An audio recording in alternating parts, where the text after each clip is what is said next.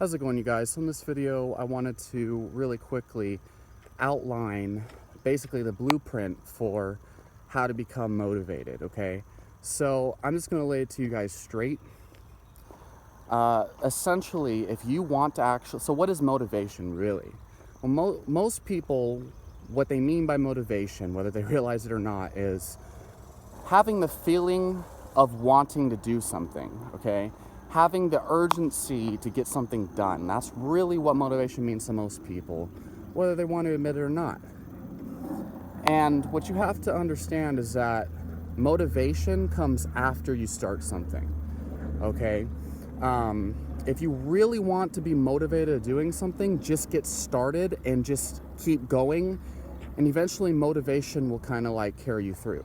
Like all these people who want to be YouTubers, they make one video a month, and then like after a while you never see any videos on them. And they always have all these justifications for why they don't actually create video. Oh, I'm sorry, I had all this going on, I had all that. Does it really take that much time and effort and mental energy to just like make an 8-minute video? Because I'm just thinking out loud. I never write outlines, but you know, I practice this over time. And so that's the way everything works, is you just got to do the damn thing, keep doing the damn thing consistently, and after a couple months, the resistance goes away. And that's key. Motivation is like, it's the feeling you get when you overcome the resistance to doing the thing. Because what is the resistance? Is I don't want to do it. It feels too hard. I'm scared. I have all these like doubts or whatever. When you start to do something consistently, you start to see it's not as big of a deal as you thought before. You realize it's not as stressful. It's not as scary. And also you start to see that you get better at it the more you do it. Like, it depends on what it is, but you know, if your goal is getting some work getting some work done at college or whatever, studying, you know, the hardest part is just getting that first page of the book read, right? Like if you're reading a book. But after you read one book, if your goal is just to read 1 page a day, you'll find it's a lot easier to read 2 pages, 3 pages, because, you know, when you build momentum, you read that 1 page and you're like, damn, that only took me 5 minutes. Wow, this is not as big of a deal as I thought. And reading books is one of the ways I actually started to understand motivation and change my habits to become way more productive than ever. Same thing goes for like working a job that you kind of have resistance towards working. So, you know, on a fundamental level, the first couple weeks, you know, you start to, you know, you're dreading the hours. You're like, damn, like this is an 8-hour shift. How am I going to survive all 8 hours? Well, you start to notice, you know, you're counting down the hours. Like, okay, 2 hours are gone. Now I got 6 more. 3 hours are gone. I got, you know, 5 more. Like, the more hours that go by, the easier things seem to get, or at least the more relieved you get, right? And then when you reach the end and you only have 1 hour left till work, you feel so relieved. And over time, like, the hours tend to go faster and faster, at least over the weeks go. Now, some people who are pessimistic won't find this to be the case, because optimism actually significantly influences your feelings of motivation. But after a while of doing a job, the hours go by faster because you're used to it. Your brain is not like, it's not novel to you. It's not this new thing. It's not a scary thing. You know exactly what to expect hour by hour on your shift. And so all the duties you have during that time are easier. The routine is easier. Everything gets easier over time simply by doing that thing consistently, whether you want to do it or not. Most people don't want to work the types of shifts that I'm kind of like talking about. So, you know, the resistance goes away and it gets easier over time. And I mean, these are like key fundamentals that no one talks about. The other thing is, you know, neurons that wire together fire together. Neuroplasticity is basically a fact of psychology, and it's the fundamental basis of cognitive behavioral therapy, where basically the more you do something, the more connections your brain makes towards that thing, and it makes it permanent. It makes it easier. It makes it a literal physical part of you. The more you think a certain way, or the more you behave a certain way, the more your brain makes connections to make that thing easier to happen in the future. It's literally, your brain literally gets stronger like strength training. And so you want to be motivated to lose weight or whatever. Just do those habits over, as much as you can. And if you notice, like the big thing is it's all momentum. It's literally, that's like the biggest principle to get across. Okay. So another thing is when you start to see progress, okay, and this is a big key here. So you want to calculate the small wins. So when you're doing something, especially in the beginning, so you don't want to be focusing on the bigger picture. You don't want to be focusing on the large goal. Like if you're in a martial art, you don't want to be like, my goal is to be a black belt, and then every day that's your reason for doing it. There's a lot of like motivational videos on YouTube that make you want to think that, like, oh, the journey to be a black belt, and that's cool and all, but you need process-oriented goals. You need to focus on the journey, because you're not going to enjoy the path, and you're never going to become a black belt if that's all you think about. Although it might enhance the enjoyment, maybe it'll motivate you, but you need to be focusing on, like, okay, so today I got better at my front kicks, or today I got better at not getting hit, or today I got better at defending a choke. Like, you want to focus on these little wins every single day. In regards to recording YouTube videos, today I recorded a video, period, and I posted on YouTube. That's a step in the direction you want. Like, so many people, they're scared of, the video's not good enough, or my camera is crappy. Like, look, man, if you don't post fucking videos every single day, you're never going, like, if you don't post videos on a consistent basis, none of that shit's going to matter anyway. You're never going to get very far with YouTube. Or like school, like the thing, like, it's better to get your assignment done in a sloppy way than to not get your assignment done at all. A lot of people, they're like intimidated of even starting like their homework, for example. They're like, oh my God, I have to write a 3-page essay, which, by the way, is not very much, but I got to write a 3-page essay. That's a lot. Like, oh my God, I haven't even started the rough draft yet. In writing, there's a reason why we have a rough draft. We have like a first draft, second draft, rough draft, before the final edit. The reason why is because, number one, like, you can't expect for, your product to be perfect the first time. You've got to slowly develop it.